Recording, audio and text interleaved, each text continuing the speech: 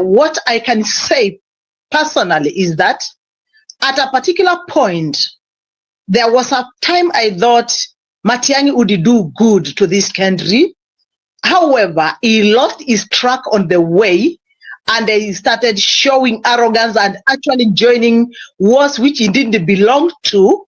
And that's actually where he lost his credit. As per me right now, I am not able to elect Matiang'I because it was very simple. And I've questioned him severally, and he has tried to ignore that. It's very important if you are looking for a position, you have to be able to answer the questions when people ask. And I've asked him, we've seen you join a battle between two bosses and you were not the right person to do that. You didn't stand your ground. How would you stand your ground for this country when it's drowning? You will still take sides. And he cannot tell me that he would not take side in such an event. However, nevertheless, yes, no matter how desperate we are as a nation, we have to compose ourselves and stand firm and see to it that all the time, anything that happens, it doesn't happen for the first time. It has happened before, and we can copy what has been happening. Let's draw our minds back to 2002. What happened? Because so many people are just standing there and trying to think that Ruto is the only savior, and now he has to get the back because there is nobody else who can remove him from this country. It's true. A sitting president will be removed. It's not easy, but we can do it by coming together, all of us who do not believe in what he's doing, and joining together and forgetting about the opposition. Because again, we don't know, even neither the Matiang'I could be also a project of Ruto himself, so that he makes sure that the opposition doesn't stand. These are things that we need to put into consideration. Anybody at this particular point can be used as a project. So we need to stand firm and see what can we do to minimize the aspirants of the presidential contest, so that we are able to beat Ruto hands down with no question and no query. That's my opinion and that's my personal view. However, I call upon all fellow Kenyans, we have to stand up for our country, because anybody who is seeking for leadership as a president and is not thinking in the parameters of reviving the factories in the country which are closed down, then that's not a leader who is intending actually to arrest the issues of unemployment in the country. For us to arrest the issues of unemployment in our country, we have to focus on reopening all the factories and stopping any import of anything that can be manufactured in our country. That's the only president we need right now to change our country and to build up our economy. I really appreciate the host for giving me the opportunity, and thank you, fellow Kenyans, for listening to me. I'll be participating again and again wherever I need to do that. Thank you so much, and God bless us. Happy Easter to everyone. Thank you. Thank you, Josephine. Wonderful for the comment. Yes, appreciated. Let me hand over also the mic to Abdinu. Abdinu, you say that you're the founder chair of UDA, that is United Democratic Alliance. Is that true? You can tell us, or you can chime in. Oh, thank you, Dibal. Thank you, Dibal. I am Abdi. I'm the founder chairman, United Democratic Alliance, and currently an independent consultant. I want to join the chorus saying that Mr. Matiang'I, personally, I think he is a performer. This country today needs salvation. I think he can contribute immensely to, if elected in 2027, I know he can perform. But the biggest caveat and the biggest obstacle to Matiang'I's candidature is, why are we people running away from my UDA or my Kenya Kwanza? It's because of extrajudicial killing, arrogance, abductions, and all these things. Unfortunately, or paradoxically,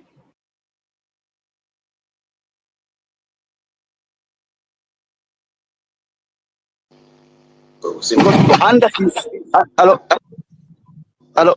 Yeah, we can hear you. You went off a bit.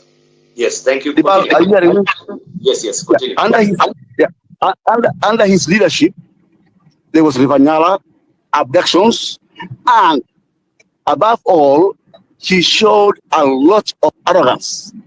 And people are running from my party today, or my coalition today, because of the arrogance and opulence.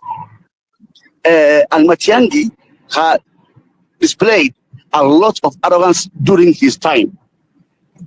Additionally, there was a lot of abductions with no sorrow or remorse, and I think his candidature will be affected so much by his past.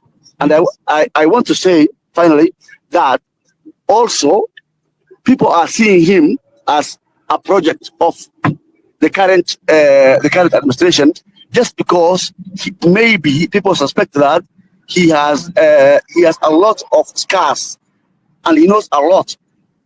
Therefore, people see him as a project of the Kenya Kwanza administration who want to divide the votes in 2027. Thank you very much, Nibal. And I want to say, Mr. Matiang'I, welcome back to your country. Thank you. Thank you, Abdinu. We really appreciate. So your UDA party, it's hands off from you. It is under new management. You're just the founder, or what really happened? Yes, I'm the founder, chairman, emeritus. Right, thank you.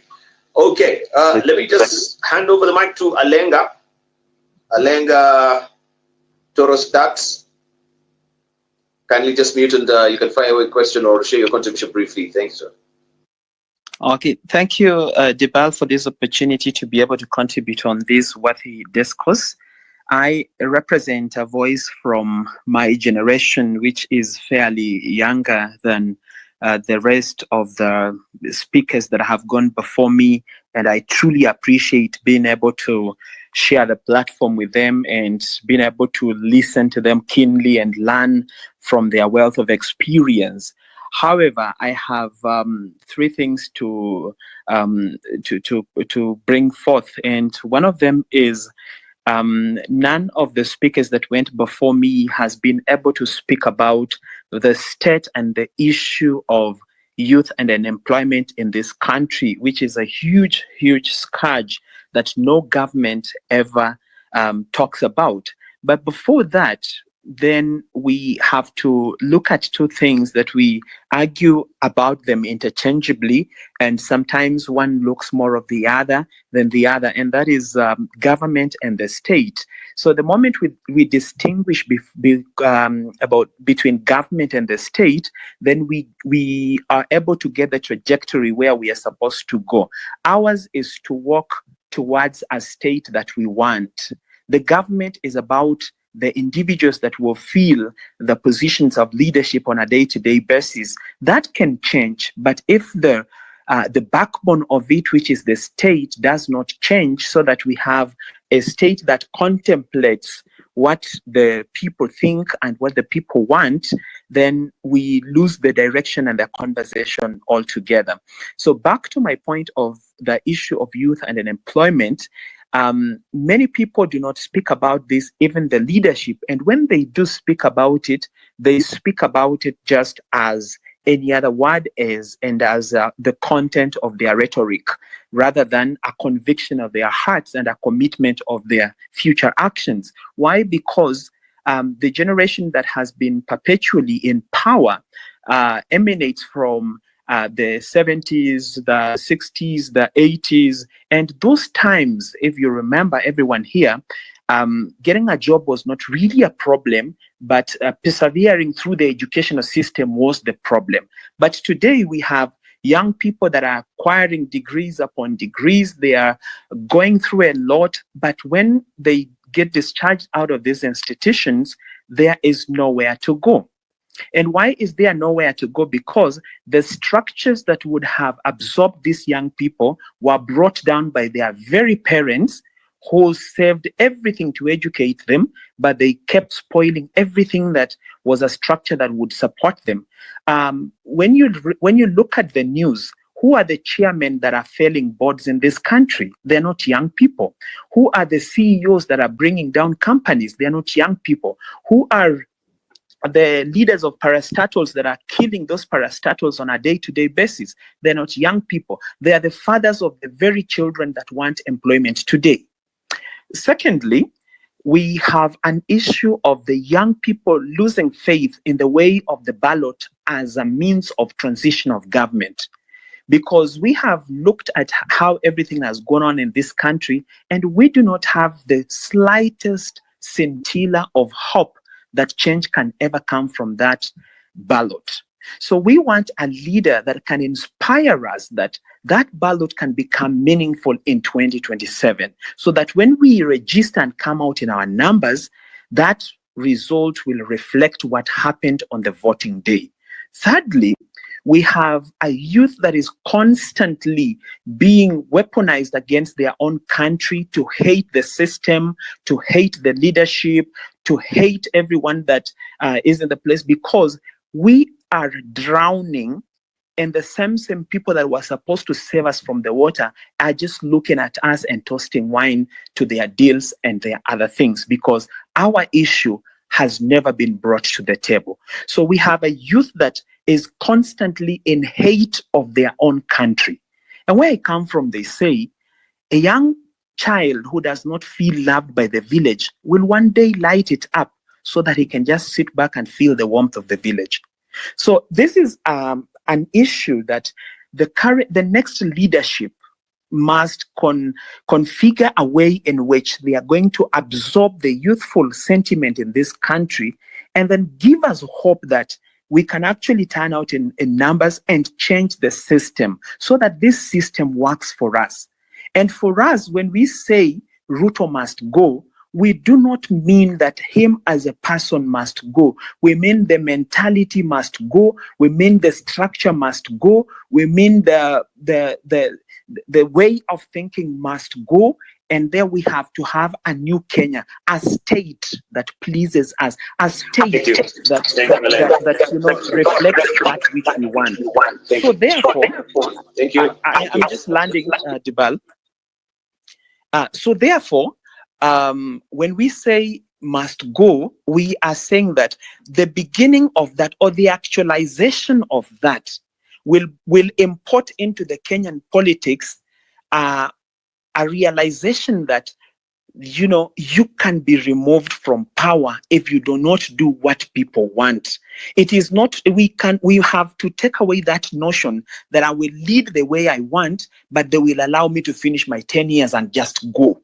There now has to be a punitive measure on that, so that even the next leader that comes, we do not care how bad he's intending to rule the country, but at the hindsight, he will know that these people can remove me. So we want to paint that reality that there comes a time when we can punish bad behavior of our leaders, and that can only be punishable through the ballot. So that leader that is coming in 2027, whether it is Matiang'I or whoever it is, must first of all inspire us, because the conversation of 2027 is between tribal mobilization and recognition of the young population.